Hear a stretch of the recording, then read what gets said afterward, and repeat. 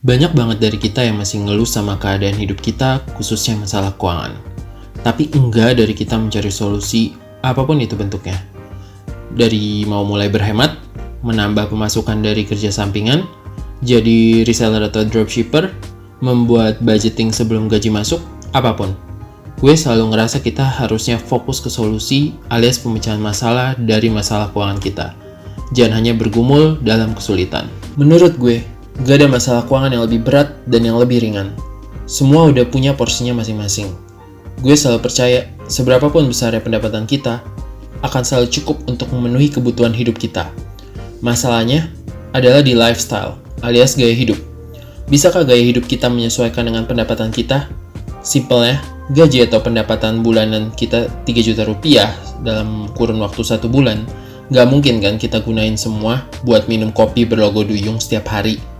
Tapi di sisi lain, dengan gaji atau pendapatan 3 juta rupiah sebulan, juga nggak berarti nggak boleh atau nggak pantas gaya hidupnya untuk minum kopi seharga 50.000 per cup tersebut.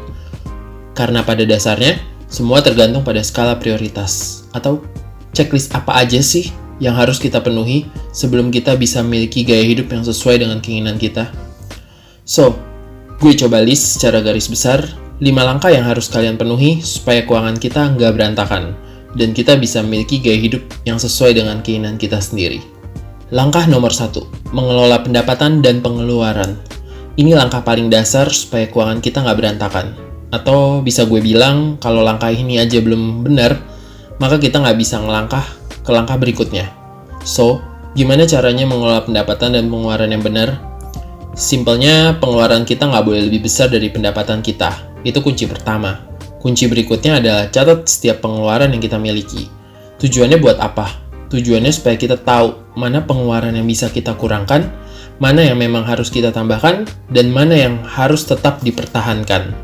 Dan yang ketiga, pastikan melakukan anggaran dari setiap pendapatan kita, berapapun besarnya pendapatan kita, dengan ideal, secara garis besar, persentase pembagiannya udah meliputi 3 hal ini, yaitu untuk kebutuhan diri kita di hari ini, untuk kebutuhan diri kita di masa depan, dan untuk kebutuhan orang lain, atau yang bisa gue bilang amal. Setelah kalian udah memenuhi langkah nomor 1, maka langkah nomor 2 adalah mengontrol rasio utang yang dimiliki. Di skip atau enggaknya bagian ini tergantung apa kita memiliki utang atau tidak. Begitupun besarnya juga diperhatikan. Idealnya, utang yang kita miliki persentasenya nggak boleh lebih besar dari 30-35% dari pendapatan atau gaji bulanan kita. Apalagi kalau itu utang konsumtif. Utang yang kita gunain cuma buat memenuhi gaya hidup kita. Lain lagi kalau itu utang produktif, utang yang dipakai untuk menambah pendapatan kita. Tentu diperlukan perencanaan keuangan yang matang untuk hal itu. Langkah selanjutnya, ketika checklist nomor 2 ini sudah terpenuhi, yaitu langkah nomor 3, menghimpun dana darurat. Apa sih pengertian dari dana darurat itu sendiri? Simpelnya, dana darurat adalah dana yang kita pakai untuk memenuhi kebutuhan kita dalam keadaan darurat. Contohnya apa aja? Semisal kita mengalami PHK atau pemutusan hubungan kerja. So, pendapatan kita stop. Terus, dana darurat yang udah kita himpun menjadi solusi pemenuhan kebutuhan hidup kita sementara.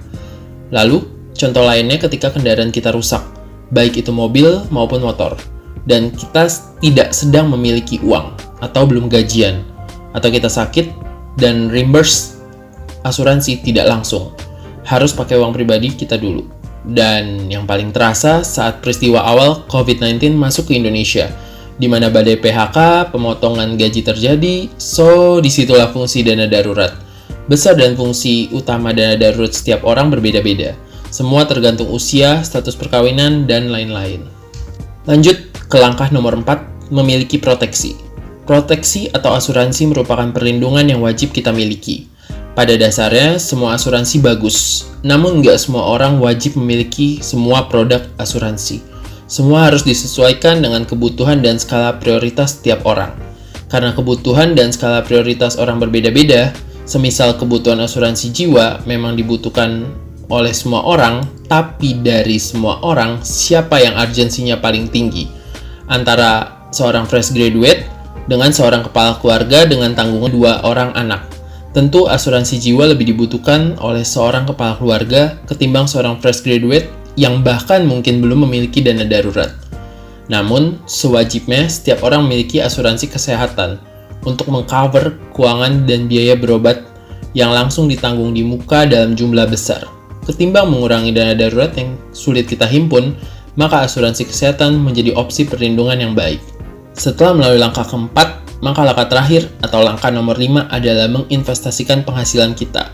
Ini adalah langkah yang paling disukai oleh semua orang karena membahas keinginan, gaya hidup, dan kekayaan. Namun banyak yang salah kaprah.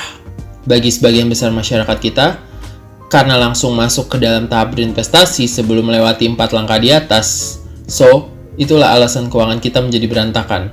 Apabila berinvestasi lancar, namun tidak memiliki dana darurat dan proteksi, maka cepat atau lambat kita akan menjual aset yang kita miliki tersebut untuk memenuhi kebutuhan keuangan kita dalam langkah-langkah sebelumnya. Dan masih banyak lagi contoh lainnya.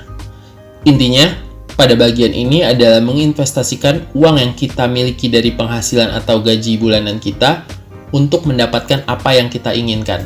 Apapun itu bentuknya, baik berupa barang, jasa, atau pengalaman. Seperti menikah, membeli kendaraan, memiliki rumah pertama, pensiun, traveling, nonton konser musik.